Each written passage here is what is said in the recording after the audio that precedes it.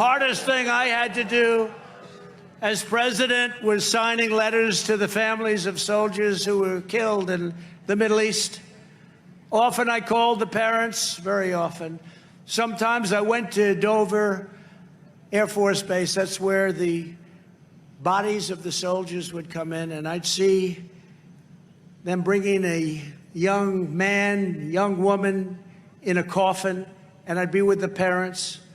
And I've told this story a couple of times. The parents would sometimes be unbelievable. You would almost not understand. It was like, sir, it's so great to meet you. And they'd always tell stories about their child. Sir, my son could throw a football so long. He was a quarterback in high school. He was a quarterback in college. Sir, I think he could have been in the NFL. He was really good. He was so great. And we're waiting for the plane to come in. And sometimes they'd be talking about their daughter. Lots of daughters were killed coming out of the Middle East. My daughter was so beautiful, sir. She was so incredible. She was the greatest. And I'd say to the general and the colonel that ran Dover, the great people, by the way, we have great generals. We have great generals. The ones you see on television are not the ones that are great. We have great generals and we have great leaders and a great military that I rebuilt. I rebuilt it. It was exhausting. But I'd say to the general and the colonel that ran Dover, and they saw the bodies coming in many days of the week, I'd say, General, it's amazing. The parents seem so fine. They can handle it. No, they can't, sir.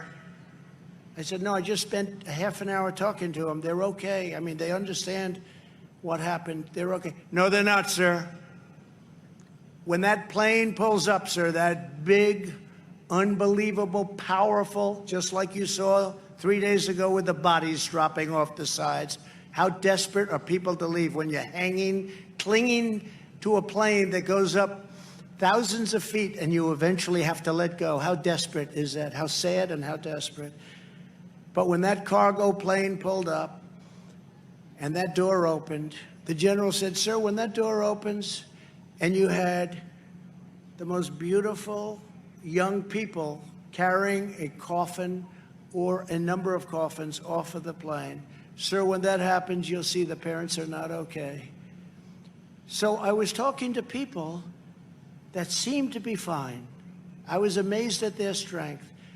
And 10 minutes later, I watched that same mother and that same father screaming, running to the coffin as it was being taken off, breaking security lines. You couldn't stop them.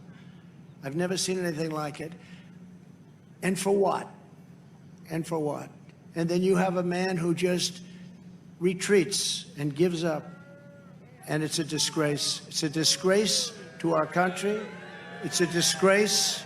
It's a disgrace to everybody. The most incredible people. But that was the saddest thing, seeing that. Dover, you go to Dover. You go also to Walter Reed Medical Center, incredible doctors. I will tell you this, most incredible doctors.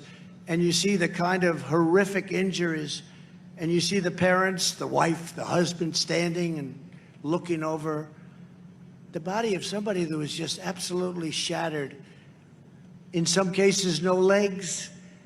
In one case, I'll never forget, no legs, no arm, and then the other arm a half, and said to me, sir, I got lucky.